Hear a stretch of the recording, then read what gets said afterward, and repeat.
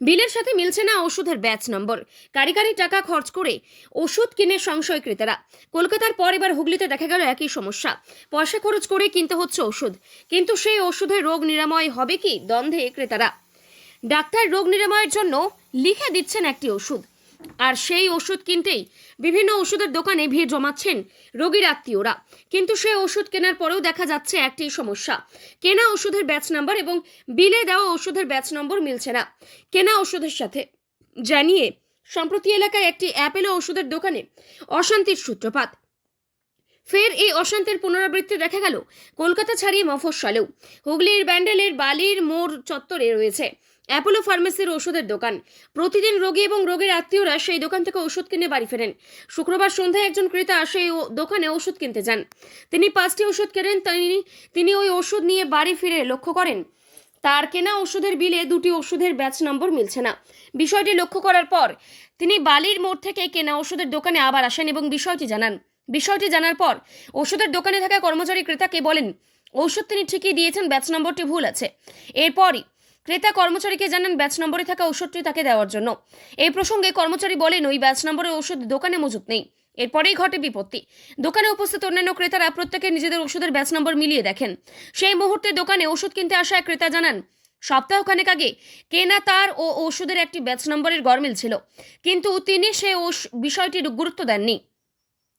আবারও একই ঘটনা ঘটায় তিনি দোকানের কর্মচারীকে বিষয়টি প্রসঙ্গে প্রশ্ন করেন। এরপরেই দোকানের সামনে ক্রেতা এবং কর্মচারীদের সামান্য বচসা ঘটে। দোকানে ওষুধ কিনতে আসা রোগীর আত্মীয়রা জানান বিপদে পড়ে ওষুধ কিনতে আসতে হয়। যদি রোগ নিরাময়ের জন্য ওষুধ কিনতে এসে ঠকতে হয় তাহলে কোথায় যাব। এরপরেই বালির মোড়ের ওষুধের দোকানে আসে চুঁচুড়া থানার পুলিশ। বিষয়টি খতিয়ে দেখছে পুলিশ আধিকারিকরা। হসপিটালে গতকাল অ্যাপেলো ডাক্তারই দেখিয়ে এসেছি। 2000 টাকা ভিজিট দিয়ে দেখিয়েছি। ওনাকে ওইখান থেকে নিইনি, কারণ আমার এখানে কাট করা আছে, আমি বেশি ছাড় পাই এখানটায়।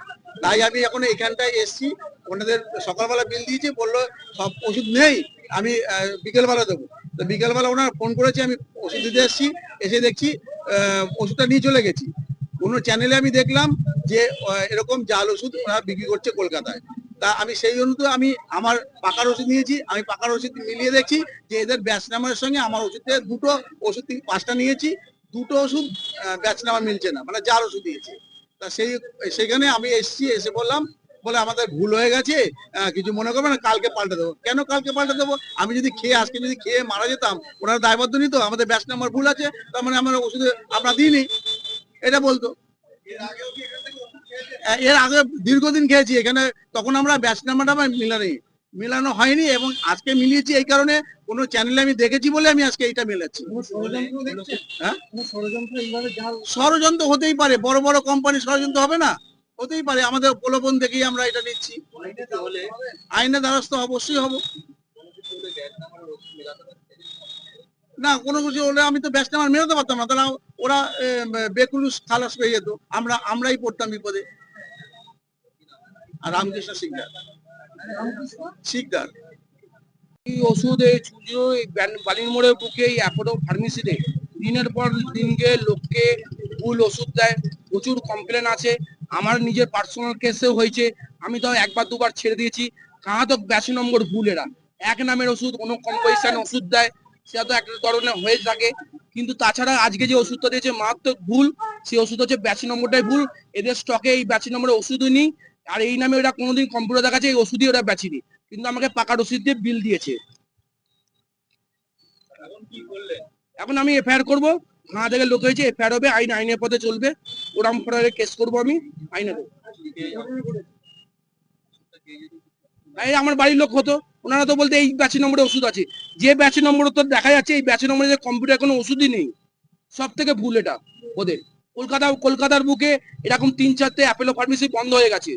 আমি মিডিয়া খুদেই দেখেছি, নিউজ 18-এ দেখেছি যে কলকাতার বুকে বন্ধ হয়ে গেছে। সেম আর সাধারণ মানুষের অসুবিধে।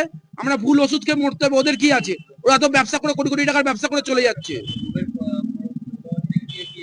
আর লোভের ছাড় দিয়ে ওই 20% মেসেজ দিচ্ছে, 20% ছাড়, 30% ছাড়, এরকম ছাড় দিয়ে দিচ্ছে। না দেখাতে পারিনি, কম্পিউটার কোনো এন্ট্রি দেখাতে পারছি।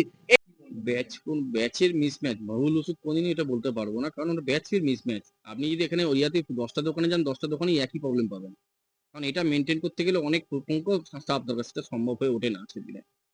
সেটা হ্যাঁ, কেন মিলছে না? মিললে 5টার মধ্যে 2টো ভুল হয়েছে, সেটা আমি অস্বীকার করিনি, স্বীকার করে নিয়েছি। বিল না, বারবার তো কাস্টমার বলবে, সেটা আপনাদের ভাবতে হবে যে সেটা আমি বলতে পারবো না স্যার, সেটা আমার পক্ষে সম্ভব নয়।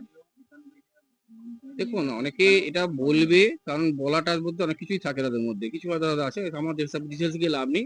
আমার যেটা ভুল হয়েছে, 2টো ব্যাচ দেখে দেওয়া উচিত ছিল, সেটা আমার পক্ষে দেওয়া উচিত হয়নি। আমি ওটাই তো বলছি স্যারকে, কালকে দিয়ে দেবো স্যার, সেটা তো আমাকে সময় দেওয়া হচ্ছে না, সেখানে আমি কি করবো স্যার? স্যার দেখুন, আমি তো ভুল, কেউ তো ইচ্ছা করে জেনে ভুল করে না স্যার। ভুল স্যার দেখুন স্যার, আমি আবারও বলছি, ভুল মানুষ কাজ করতে গিয়ে হয়ে গেছে, কেউ ইচ্ছা করে করে না। কেউ যতগুলো ভুলই হয়, কারো ইচ্ছা করে করে না স্যার। ইনান অ্যাক্সিডেন্টই হয়, তো উনি যদি দাঁড়িয়ে বলতে, দাদা এই বলছে উল্টো মিলছে না, আমি নেবো না, তুমিও বলতে পারতেন তাহলে কথা দিয়ে। উনি বাড়ি থেকে নিশ্চয়ই কিছু চিন্তা করে তাই না বলেছেন, এটা আপনাদের কমপ্লেন করেছে।